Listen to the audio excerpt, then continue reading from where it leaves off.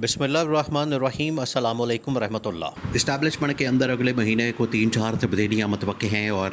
साथ में ये भी ख़बर है कि जो DGISI है जनरल नदीम अंजुम उनको भी तब्दील किया जा सकता है। उनको उनकी रिटायरमेंट असल में मुकम्मल हो सकती है। उनको जो एक्सटेंशन दी गई थी 1 साल की, वो अगले महीने ख़त्म हो जा रही है। ख़त्म होने के बाद हो सकता है कि उनको मज़ीद एक्सटेंशन ना दी जाए और उनको आखिरकार रिटायर हो जाएं और बाद में उनको किसी और जगह शिफ्ट कर दिया जाए। लेकिन बात ये है कि अगर वो बतौर DGISI रिटायर हो जाते हैं तो इससे पहले वो जाते जाते कम से कम ये काम करना चाहते हैं कि ये हुकूमत और ये हुकूमत की कारकर्दगी और हुकूमत के जो भी इस वक्त काली करतूतें हैं, इनके जो कारनामे हैं, उनको तो बेनकाब किया जाए, उनको तो एक्सपोज़ किया जाए। क्योंकि इस हुकूमत की नाकामी की वजह से मुल्क के अंदर जो है आप देखें कि कितने हालात ख़राब हो गए हैं। मुल्क के अंदर दहशतगर्दी में कितना इजाफ़ा हो गया है। पहले मुल्क के अंदर पिछले 6 महीने में जो महंगाई में इजाफ़ा हुआ है, बेरोज़गारी में इजाफ़ा हुआ है, जो इन्होंने सियासी मुआशी अदम इस्तेहकाम के अंदर इजाफ़ा किया है, वो अब जो इस वक्त सूरत हाल है दहशतगर्दी की लहर के अंदर बलूचिस्तान में किस हद तक इजाफ़ा हो चुका है। और कभी कच्चे के डाकू जो है वो पाकिस्तान की पंजाब की पुलिस के ऊपर टारगेट करते हैं, हमला करते हैं और जवानों को शहीद करते हैं। वहीं पर अब बलूचिस्तान के अंदर कभी लेविस के ऊपर, कभी वहाँ पर FC के ऊपर हमले हो रहे हैं, कभी वहाँ पर बसों से पंजाबियों को उतार कर उनको सीधे फायर मार के मार दिया जाता है। तो ये इस किस्म के जो वाक़यात हैं वो पाकिस्तान के अंदर एक बहुत बड़ी तशवीश की लहर पैदा हो चुकी है। और ये पाकिस्तान के इस्टेब्लिशमेंट के लिए, पाकिस्तान की फ़ौज के लिए, पाकिस्तान की इंटेलिजेंस एजेंसीज़ के लिए एक बहुत बड़ा चैलेंज बन चुका है। जब इस तरह के चैलेंजेस आते हैं तो वहाँ पर गवर्नमेंट की पूरी सपोर्ट चाहिए होती है। ऐसी सपोर्ट कि अवाम आपके साथ है, यानी अवाम के साथ गवर्नमेंट के साथ अवाम है, अवाम गवर्नमेंट के साथ है, और इस तरह से ये पूरा एक ऑपरेशनल साइकिल बनता है। लेकिन यहाँ पर जो गवर्नमेंट मसलत की गई है, यहाँ पर जो हुकूमत मसलत की गई है, उसके साथ तो अवाम है ही नहीं। अवाम की सपोर्ट के बगैर ये गवर्नमेंट आई है, हुकूमत आई है, उनके पास तो अवाम की सपोर्ट नहीं। इस वजह से यहाँ पर जो एक डिस्कनेक्शन नज़र आता है वो सबसे बड़ा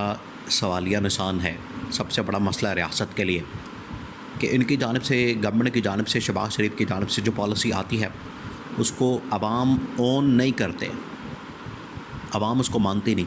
अवाम उसको एक्सेप्ट नहीं करती, अवाम उसको मानने को तैयार नहीं होती। वो चाहे दहशतगर्दी के ख़िलाफ़ पॉलिसी हो, महंगाई के ख़िलाफ़, बेरोज़गारी के ख़िलाफ़, सियासी मुआशी अदम इस्तेहकाम के ख़िलाफ़, कोई इनकी जानिब से, अव्वल तो इनकी पॉलिसी है ही कोई नहीं। पहली बात, ना इन्होंने कोई महंगाई के ऊपर, बेरोज़गारी के ऊपर, हाँ अपने मफादात के तहफ़्फ़ुज़ के लिए कि सीटें ना चली जाएँ इमरान खान के पास, उसके लिए ये हर रोज़ मेहनत कर रहे हैं। हर रोज़ कोई ना कोई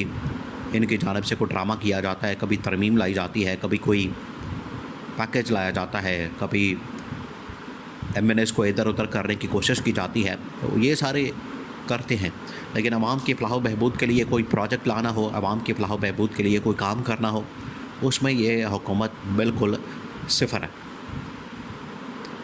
अब यही काम जो है, टास्क जो है, इन्होंने ज़िम्मे लगाया था पाकिस्तान की इस्टेब्लिशमेंट के समय के हमें ये बंदे पूरे करवा के दें। आईनी तरमीम के लिए जो हमने करनी है पाकिस्तान की अदलिया को कंट्रोल करने के लिए। देखिए, इमरान खान ने आज से, ये अभी 2-3 दिन पहले दोबारा जब मुलाकात हुई इमरान खान के साथ सहाफ़ियों के, तो इमरान खान ने कहा था कि ये आईनी तरमीम करवाने के लिए पाकिस्तान के इस्टेब्लिशमेंट को इस्तेमाल करेंगे, पाकिस्तान की फ़ौज को इस्तेमाल करेंगे कि किसी तरह से हमारे बंदे पूरे करके दें। हमने ये तरमीम करनी है और तरमीम के नतीजे में हमने ये जो अदलिया है इसको कंट्रोल करना है। तो ये अब हो सकता है कि इस आखिरी महीने के अंदर तो ये कर लें। अगर नया DGISI, देखें DGISI की तब्दीली के साथ साथ ये भी ख़बर है कि साथ में DGC जो कि जनरल फैसल नसीर हैं, उनको भी चेंज किया जा सकता है। अब ये बहुत बड़ी तब्दीली हो सकती है। नॉर्मली क्या होता है कि जो भी DGC होता है वो ऊपर ISI की टॉप कमांड के ऊपर आ जाता है, क्योंकि ये एक किस्म का सेकंड या थर्ड इन कमांड ऑफिसर माना जाता है जो DGC होता है। लेकिन अब जनरल नदीम अंजुम के जाने के बाद अगर इनको किसी और जगह पर ट्रांसफ़र कर दिया जाता है और किसी ब्रिगेड में भेज दिया जाता है, वहाँ पर कमान दे दी जाती है, तो इसका मतलब है कि फिर आईएसआई के अंदर दो अहम तरीन अफसरान की तब्दीली होगी, एक डीजी आईएसआई की और दूसरा डीजीसी की। तो उसकी वजह से पूरा एक पॉलिसी शिफ्ट आ जाना, और ये पॉलिसी शिफ्ट जो है वो हुकूमत के लिए किसी परेशानी से कम नहीं हो सकता,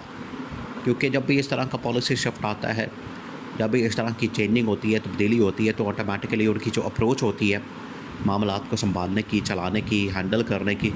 अप्रोच बदल जाती है। और आपको बताएं कि जो मौजूदा DG ISI general Nadeem Anjum, उन्होंने तो एक मरतबा, बल्कि पाकिस्तान में पहली मरतबा अगर किसी डीजी आईएसआई ने डीजी आईएसपीआर के साथ मिलकर प्रेस कॉन्फ्रेंस की है, तो वो पहली मरतबा जनरल नदीम अंजुम की जानिब से की गई, जो कि इमरान खान के मुतालिक थी। तो इमरान खान तो पहले ही बता चुका है, इमरान खान ने फिर उसके ऊपर इतनी ज़्यादा बात नहीं की, इमरान खान ने उसके ऊपर इतनी ज़्यादा ज़ुबान नहीं खोली। इमरान खान ने कहा कि अगर मैं ज़ुबान खोलूँगा तो इस तरह से मेरे अपने इदारे का जो उसकी साख है उसका नुकसान होगा, मेरे अपने इदारे का नुकसान होगा, मैं अपने इदारे के ऊपर किस तरह से हमला कर सकता हूँ। तो अब ये जो आगे फिर पॉलिसी चेंज होगी, अप्रोच के अंदर चेंज होगा, उनके पॉलिसी के अंदर चेंज होगा, तो इससे इमरान खान को भी फ़ायदा पहुँच सकता है, क्योंकि इस वक्त पाकिस्तान के अंदर जितना भी सारा क्रैकडाउन, पाकिस्तान के अंदर जितनी सारी मैनेजमेंट और ये तमाम चीज़ें हो रही हैं, उसमें आखिरकार किसी न किसी तरीके से इस्टेब्लिशमेंट का नाम डाल दिया जाता है, और ये हुकूमत वाले जानबूझ कर करते हैं। ये जो हुकूमत इस वक्त बरसरे इक़्तिदार है, ये जानबूझ के इस तरह का तासुर देती है, जानबूझ के इस तरह की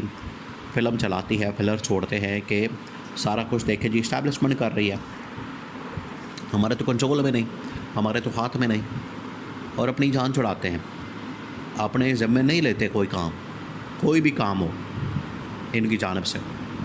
वो नहीं किया जाता, और इनको कोई भी काम दे दिया जाए ये ठीक तरह से नहीं कर सकते, ढंग से नहीं कर सकते। आज देखें आईपीपीएस किस तरह से पाकिस्तान के गले पड़े हुए हैं, उनको ठीक करने के लिए कभी नवाज़ शरीफ को, कभी शहबाज शरीफ को, कभी मरियम नवाज़ को, और ऐसे ही इधर उधर की कहानियाँ, हमने इतने रुपए रिलीफ दे दिया, हमने इतने रुपए रिलीफ दे दिया, और पता नहीं कौन सी कहानियाँ सुनाते रहते हैं। इससे कोई नहीं फ़ायदा होने वाला। आवाम को अगर आपने रिलीफ देना है तो सही तरीके से दें, और ये सारी मैनेजमेंट पकड़ दकड़ मुल्क के अंदर जो की जा रही है कारकुन वर्कर सपोर्टर्स के ऊपर, ये आखिरकार फिर अगले महीने से चेंज हो जाएगी।